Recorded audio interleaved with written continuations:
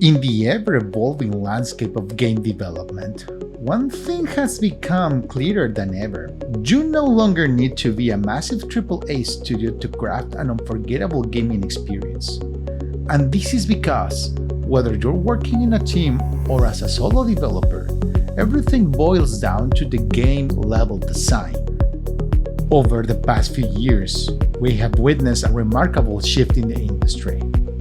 Independent developers and small teams are breaking new ground, creating captivating games that rival even with the biggest titles. But what is really happening is that, behind the curtains, game developers are mixing creativity, strategy, and psychology to shape all those amazing games that we all know. And that got me thinking, what really makes a game grab and keep players' attention? And that's the reason of why I have put together 8 simple but super important lessons that can turn any game into the next big hit. Imagine playing a game without a clear goal or objective.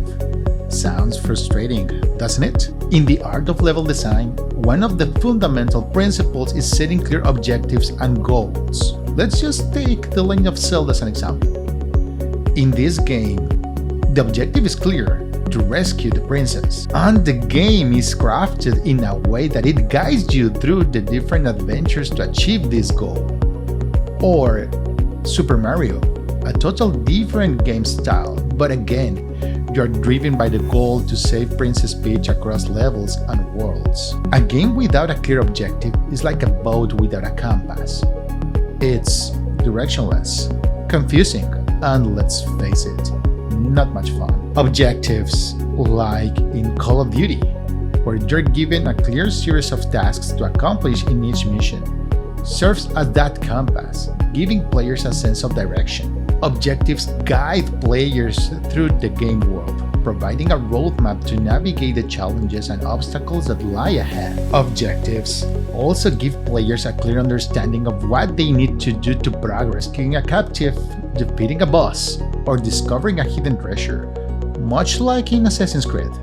Goals and objectives also give players a sense of motivation. They create a sense of purpose and a reason to keep playing. Every level cleared, every boss defeated, every puzzle solved brings a sense of accomplishment, a satisfying rush that keeps players coming back for more. Think about some of your favorite games. The chances are that they had clear and engaging objectives that kept you hooked, driving you to play just one more level, to achieve just one more goal.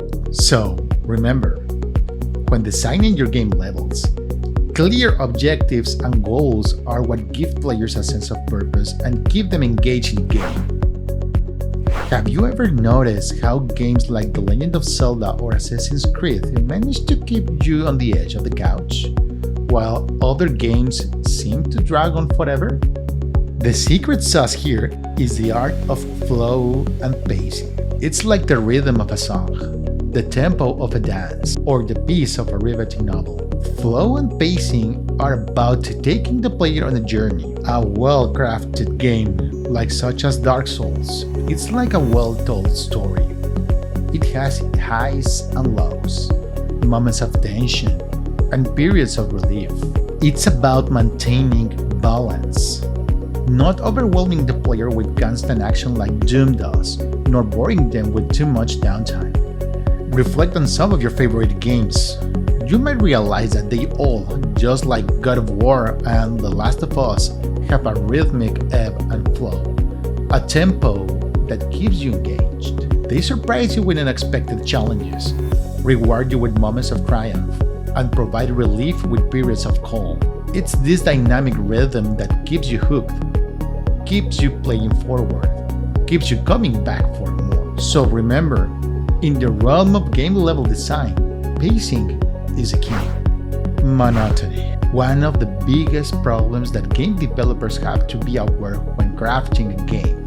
Monotony is a reason of why you found yourself growing weary of a game. Lucky for us, there is an antidote for that. And it's called variety and diversity. Consider the randomness of Fortnite as an example. where each game varies based on the players you encounter, the weapons you find, and the strategies you employ. Or let's take a look at The Legend of Zelda Breath of the Wild, which seamlessly blends different game genres into a single cohesive experience. Diversity in environment is another key aspect, like The Witcher 3 Wild Hunt, which transport players from different cities to very scary forests, each area presenting unique challenges and rewards. Let's not forget the importance of varied challenges. We all know the tedium of facing the same enemy or solving the same puzzles over and over and over again. The Dark Souls series is famous for its diverse array of enemies and challenging boss fights, keeping players constantly on the edge. In this way, by mixing things up, we can keep players intrigued, engaged, and wondering what the next turn will bring. Variety and diversity in game design are what keep the gameplay invigorating and interesting, keeping monotony at bay. Have you ever found yourself in a game unsure of what's your next step? Well, this confusion can swiftly transform a thrilling gaming journey into a mundane task. This is where the marvel of intuitive navigation proves its worth. Imagine a game level with a well-organized city and with clear signs and landmarks. In the gaming realm, these cues and design elements guide the players, preventing them of getting lost. Visual cues can be as fundamental as an object with a distinctive color or a shape that stands out. Or maybe it's a light source in a gloomy setting that naturally captivates the player focus. In games like God of War or Dark Souls, level design elements are used cleverly. This might softly set up the environment to guide the player or use a character dialogue to hint at where to go next. Cues and elements come together to create a smooth, easy-to-follow navigation system for the players. These make them feel like they are truly part of the world, not just watching from the sidelines. So, don't forget, intuitive navigation helps players move forward effortlessly, making their gaming experience even better. There is nothing more vigorous than having the power of making your own choices in a game. Player decisions are crucial elements of game-level design and can elevate a gaming experience from good to unforgettable. When we discuss player decisions, we're referring to the ability of a player to make meaningful choices on the game world. Much like the branching narratives of Detroit Become Human or Life is Strange, and the skill upgrade options in Dark Souls. These choices give players an unparalleled sense of control and investment in the game world. Choice isn't just about big gaming alterations. It's also about the smaller choices that players make the moment to moment, picking which corner to turn around like in Rainbow Six, or deciding when to use a health potion like in World of Warcraft, or maybe just figuring out the best way to approach a group of enemies like in The Last of Us. These are all elements of player decisions at work. The beauty of player decision is that it fosters a sense of ownership and immersion. Much like how Horizon Dawn make the game world a dynamic environment, not just a stage for the player to passively navigate. Instead, it becomes a world where the player decisions shape their journey. So please, remember, next time you're crafting a game level, consider how you can incorporate meaningful decisions and choices to create a more immersive and personal gaming experience. Have you ever struggled to play a game because it was too difficult or confusing? Now, imagine a game where everyone, regardless of their skill levels or abilities, can play and have fun. The Last of Us Part 2, for example, has been lauded for its extensive accessibility options, allowing players with different abilities to fully enjoy the game. Another example is Celeste, a challenging game that offers an assist mode for those who need it, making the game more inclusive for players with the skill levels variation option. These examples highlight the power of accessibility and inclusivity in game level design. Inclusivity means considering the wide spectrum of players who encounter your game, acknowledging that players will come with different abilities, skills, and experiences. It's all about designing levels that can be enjoyed by a seasoned pro and a newbie alike. Accessibility, in the other hand, it's about breaking down barriers that might prevent certain players from fully enjoying your game. It's all about providing alternative ways to interact with the game, offering adjustable difficulties so more players can experience the joy of gaming. Both inclusivity and accessibility are integral parts of designing engaging and immersive game levels. They are not afterthoughts, but fundamental aspects of the design process. Games like The Last of Us Part 2 or Celeste show how accessibility and inclusivity in game-level design can ensure a more enjoyable gaming experience for a wider range of players. One of the most vital things that developers can do is refining its game.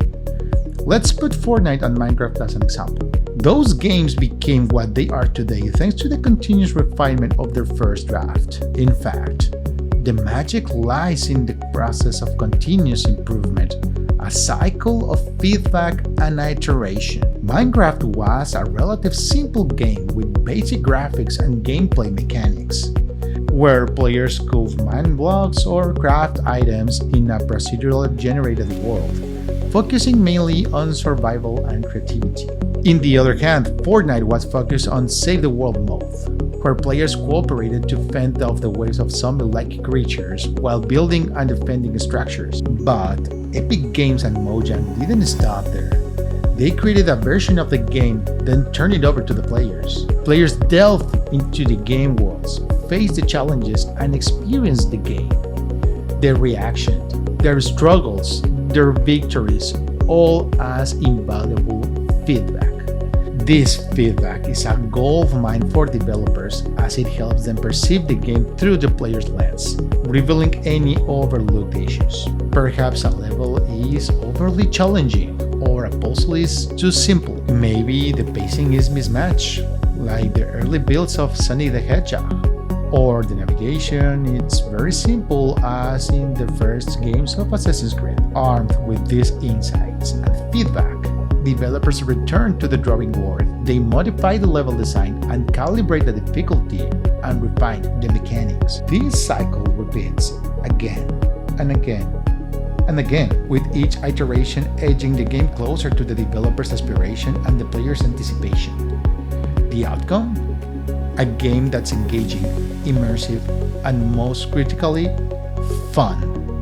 Feedback and iteration, as in iconic games like World of Warcraft or Call of Duty, are pivotal in the game level design for refining the gaming experience and ensuring it is fun and enjoyable. So those are the factors that resonated with me.